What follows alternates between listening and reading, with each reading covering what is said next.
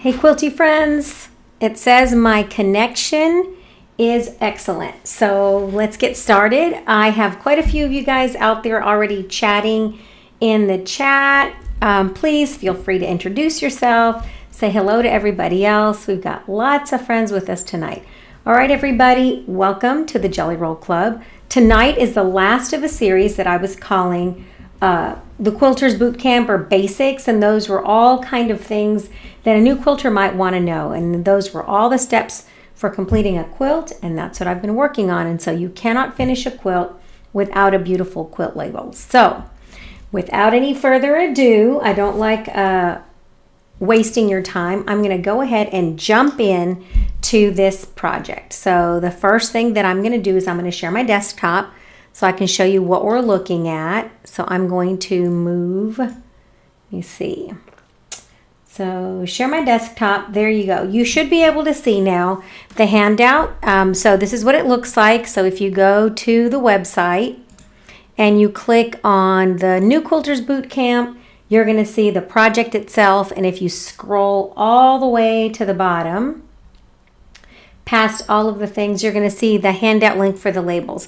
And when you click on that, up come the labels, and this is what they look like. So I decided to make these a little bit larger than I normally make my label because I'm going to start labeling my quilts. And I've made these so that they fit inside a 5" by 5" square. If you want to print these smaller, you can certainly do that. All you have to do is shrink them on your printer and make them like 75% or even 50% of their original size.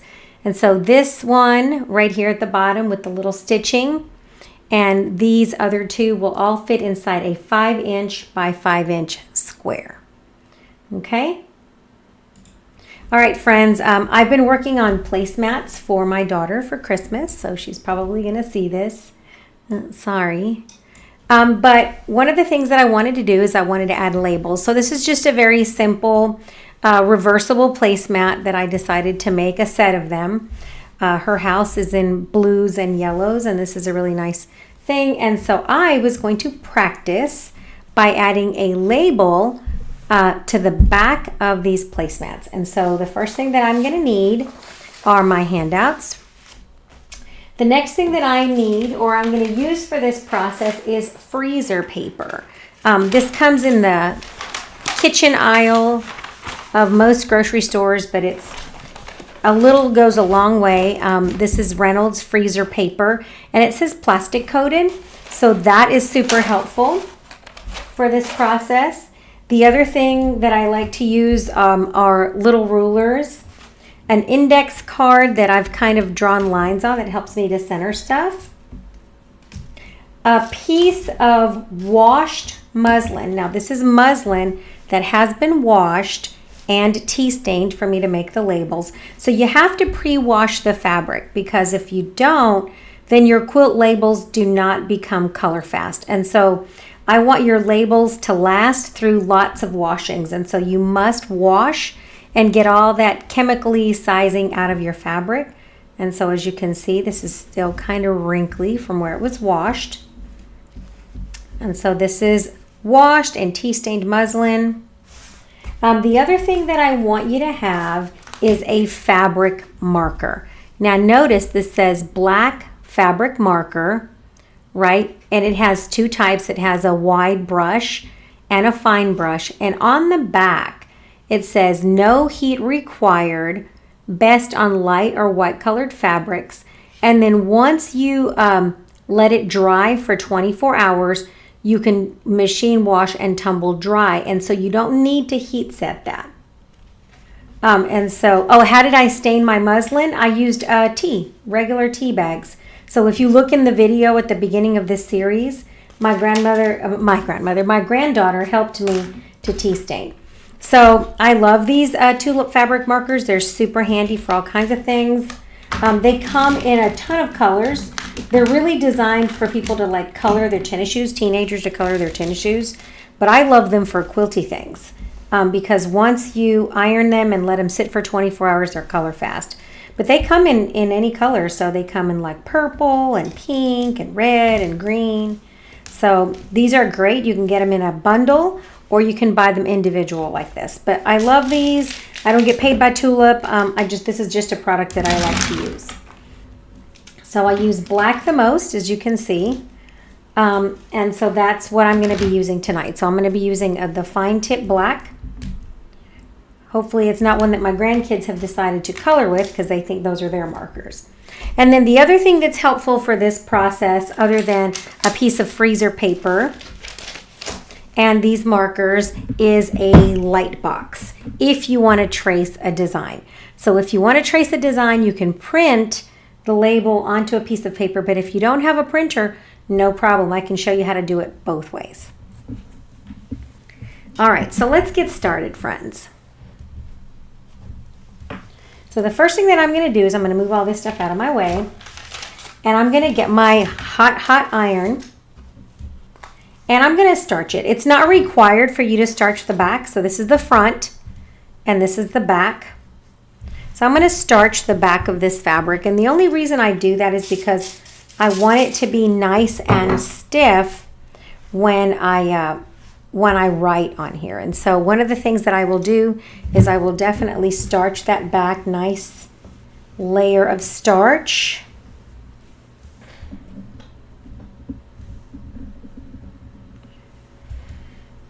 This is a medium weight muslin that I have tea stained. And so this is about as dark as you can go with this. You can still do this process because they actually have, like with dark fabrics, because they actually have metallic fabric markers. The kind of starch that I prefer is this premium faultless luxe finish that comes in a spray can. And I use very little. It's considered a medium weight to heavyweight starch. So now that I've starched this, super smooth and free of wrinkles. If you notice, this side's all wrinkly. Now I'm ready to begin. So I'm just going to cut a little bit oversized, bigger than what I need. And now this is the back. That's the side I just starched. And this is the front. The texture feels a little bit different. This is going to be more absorbent, so it's going to hang on to the ink. And then this back is really smooth. I'm going to go ahead and press the front.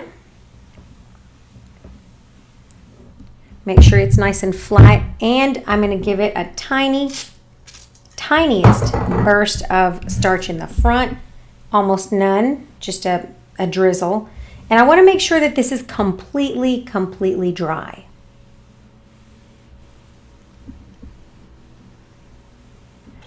All right, so once it's completely dry, just press it flat on both sides.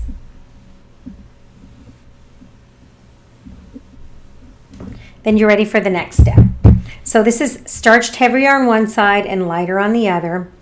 And just feel it. Your fabric will have, especially your muslin, will have a side that feels smoother and a side that feels fuzzier. I like to write on the side that feels smoother. So now I'm going to take, and I have my paper, and it has a paper, my freezer paper. It has a paper side and it has a waxy side.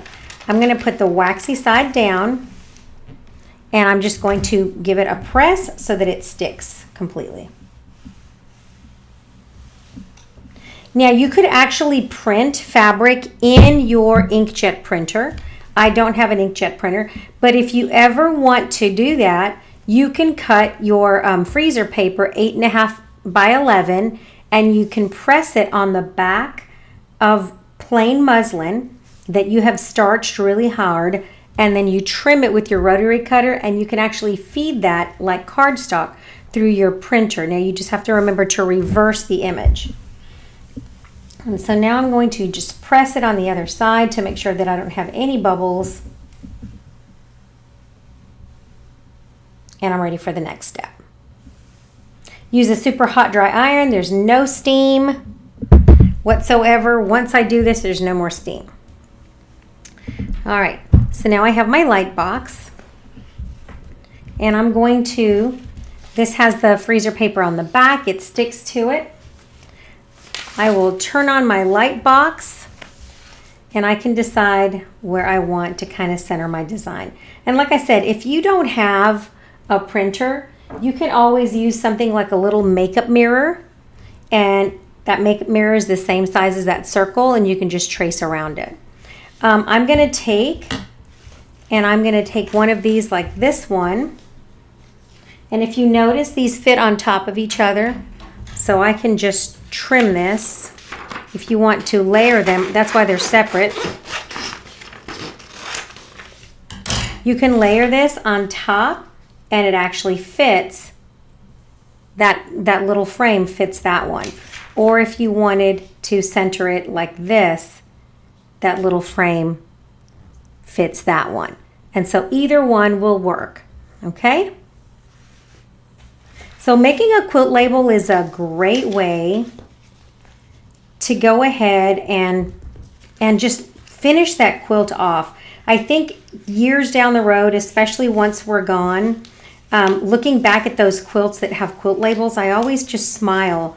I recently received a quilt made by the lady who taught me how to quilt, and she had made it for her son, who's since passed, and it just brought a smile to my face when I saw her handwriting on that quilt label. And so I made it a decision that I definitely wanted to do this. So if you want to tape this down on the edges, you can, but you don't have to. I just lay my can of starch on top, or something heavy, a spool of thread, just something so that it doesn't move. And then you're going to start working on one side and work your way in. And so I'm just going to take, and I'm just going to quickly trace the outline of that little box, like that label outline. So I'm just going to go like this, and don't panic if you don't have a steady hand. You can, like I said, you can always trace around something. And so now I have the outline to my little quilt label, and just work on the outside. And now I'm going to do that second layer, and I'm going to work my way around. You can always come back, so you can kind of give it that double line. You can always come back and make those darker. So if you feel like just kind of lightly tracing it, you can do that, and then coming back and doing it darker. So once I have that, what I'm going to do is I'm going to stop, and I'm going to press this, because what I want is I want to let it dry, right? I don't want to be touching it or smearing it.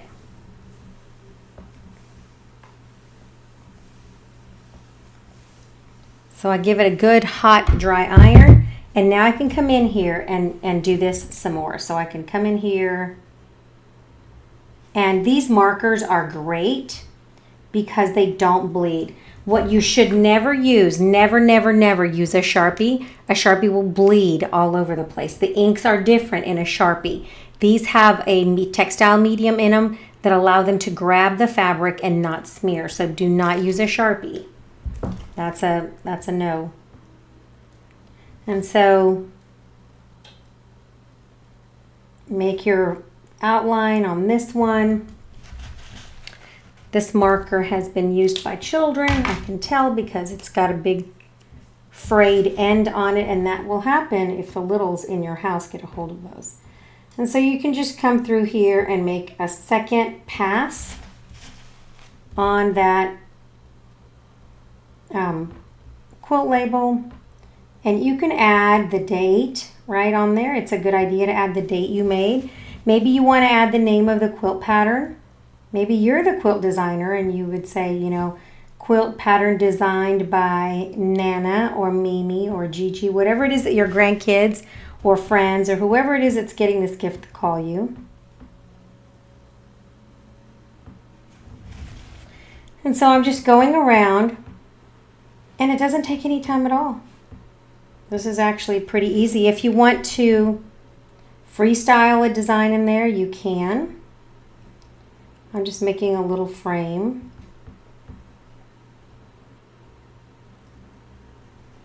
And I just think it looks fancy. So once I've done my little double frame that I wanted, Now I can add one of the sayings, and I've put a couple little sayings like made with love, right? If you wanted to, you could add this and put made with love inside of the little stitchy heart. Or maybe you don't want to do a frame at all and you just want to do some swirls. So either one works fine. What kind of a light box do I use? This is an inexpensive artist light box that I found on Amazon. I only paid like $12 for this light box. They sell anywhere from $12 to $15. They have a little cord, and then they just tap, you just tap it and it lights up. Well, hopefully I didn't unplug it, right? Did I unplug it? But this is just an inexpensive light box. Hopefully I didn't put my plug-in in correctly. There it goes. And so you just put that on there. So once I have that on there, now I can add things to the center. I could write handmade, made with love, made by Nani, by Nana. My granddaughter calls me Nani. So I can just come in and I'm going to put that, and I'm going to kind of center it towards the top like that. And I'm going to go ahead and add the outline and then come back and make it darker. So I can just outline those letters, right, that I'm going to do. And then I'm going to come back and fill those in. And it doesn't take any time at all. Any kind of fancy font that your computer will produce is great for this. You don't have to worry about, well, what font do you want? It doesn't matter. Any font will work. And so I'm just coming in and just making that darker. And I work away from the surface that I'm just coloring so that your hand is not smearing it.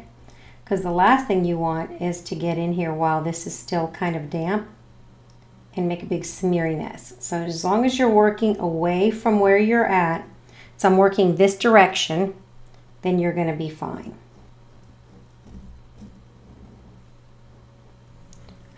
You can, like I said, you can do any color, and this doesn't take any time at all. When you make your quilt label, make it and attach it before you quilt your top and you put your binding on. And the reason you want to do that is because you want to quilt this into your quilt so that it doesn't fall off or get removed. And so I always tell people you can attach it with fusible web, and then you attach it to your quilt in the back, on the bottom corner, wherever it is that you want. And then if you quilt over it, it cannot fall off or be removed very easily. Oftentimes, you would think about that stuff, but then it's too late. You've already quilted. And so if you don't want a big rectangle on the front of your quilt, then go ahead and do that before you put your binding on and quilt it. And you can trap it in your binding. All right, so I've got that section done that I wanted. And I'm going to add a little bit of red where those little hearts are. I want those hearts to be red. So I'm going to fill those in like this.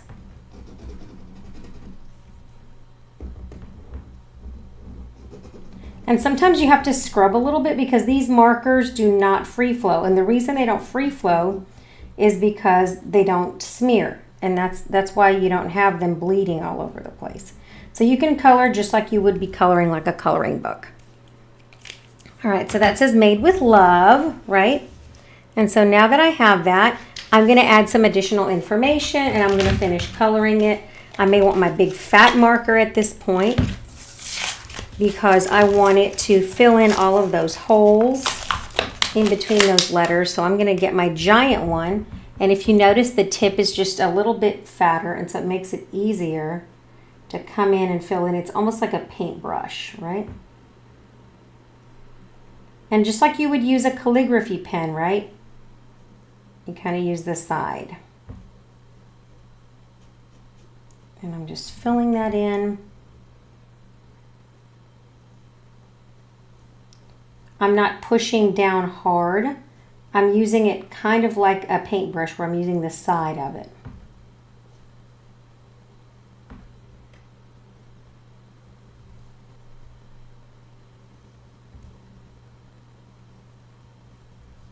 All right.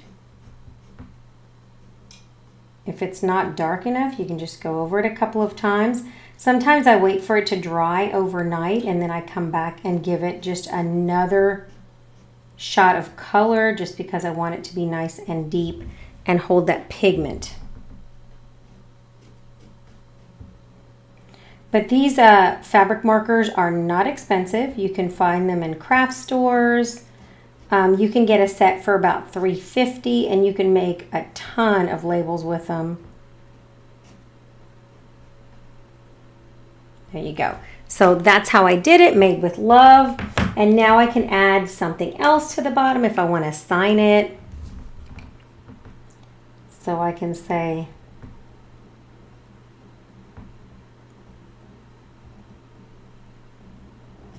love mom. Right? So I can just sign it, love mom, just like that. I can make that darker. Like I said, if you don't have fancy penmanship, you can always type something on the computer. And you can come back and trace over it. You can write an entire saying. So there you go. That is one way of making it. So let me pull this off. And then let me take this and just take my iron and I'm going to come across here.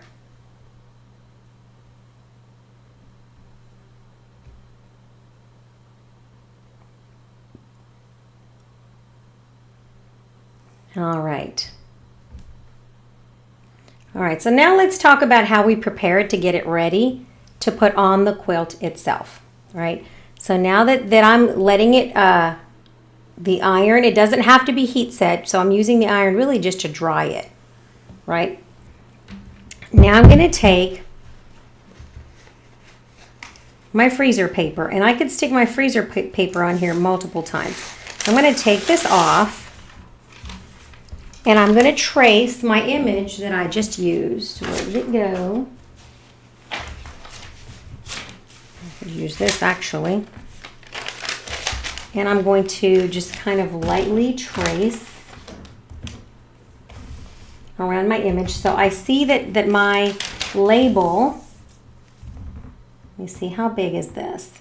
So this is my inch mark on this side, not centimeter. So this right here is, you know what, it helps if I put my glasses on, friends. So this is 4 inches in this direction, and it's a little bit over 4 inches in this direction. So this is 4 by 4. So what I'm going to do now is I'm going to trim that with my rotary cutter, and I'm going to prune the edges back. So I'm just going to take my rotary cutter, and I'm going to leave about a 1/2 inch. So this is 1 inch. I'm going to leave about a 1/2 inch excess on either side. If you want to leave a little bit more, you can, maybe just a whole inch.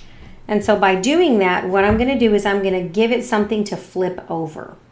Because what I'm going to do is I'm going to turn these edges. I can attach this by hand, and I could do a needle turn like applique style on the back of my quilt. Or you can just trim around it, and you can put fusible web and literally just fuse it on. And so in this case, I'm going to turn the edges so that I can sew it down. And I'm just trying to get it as even as I can. So I'm just going to turn it each way, lining it up on this side and the bottom side. I just want that to be centered in my square. And so this is why I have extra. So now that I have this, I'm just going to take and I'm going to turn the edge with my little ruler like this, and I'm going to finger press it. And like I said, you may want to let it dry before you handle it too much. And so I'm just going to finger press like this with like a little soft ruler, and you're going to crease it,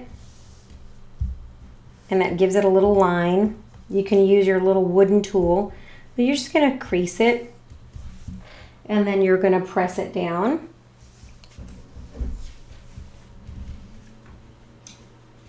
And so that's going to give it like a little 1/2 inch all the way around. So now that that's there, I can fold it.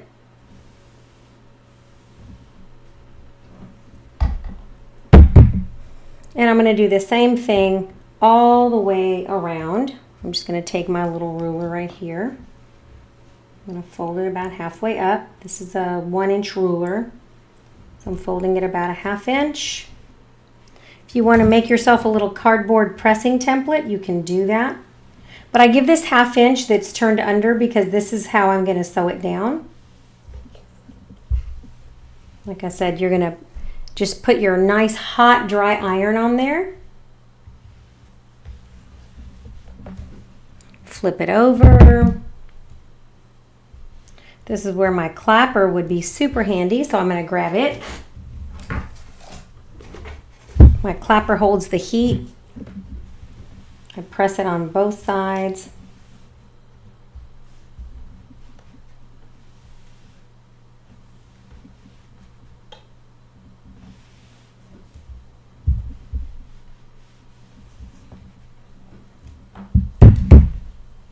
There we go. Look at that. Much better. Let that clapper sit. So now I'm going to do the same thing on all 4 sides. I'm going to flip this over.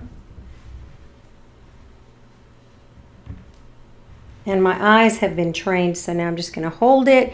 You can pin it in place. That's why these little woolly mats are great.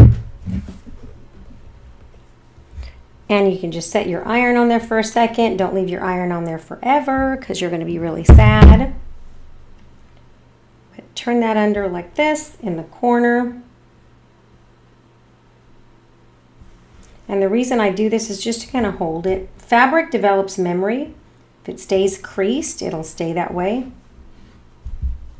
And now I do the bottom. I'm just checking to make sure that I trimmed it. Did I trim that bottom? Let me double check. Always double check yourself. If it looks off, just check it. And it looks like I did trim it, but it's just looking kind of big to me. And so now I just need to fold this bottom up, just like I did all of the other ones. Oh, there it is. That's why it looked so odd. So now that I have that, I'm going to press it, get a couple of pins and pin it. And if I wanted to at this point, you could put a little bit of glue in the corners to hold this down. You could glue base these edges down. Not a big deal. Washable school glue, so you could just base those edges. A couple of little dabs will keep it down so that it doesn't come up. Do the same on the other side. Just dab it, a tiny dab. And then just give it a dab across the center. It'll hold it so you don't have to wrestle with this little beast. And then when you get ready to sew, you can literally just flip this over, and you're going to sew a 1/4 inch all the way around, and you're going to attach it to the back of your quilt. So how about that?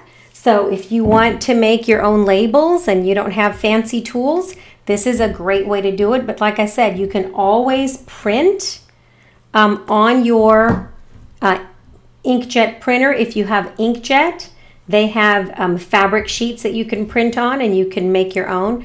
Or you can just take a little bit of freezer paper and an inexpensive fabric marker and make your own custom labels. You can put whatever you want on them. If I wanted to add a couple more hearts in here, I could add a couple more hearts.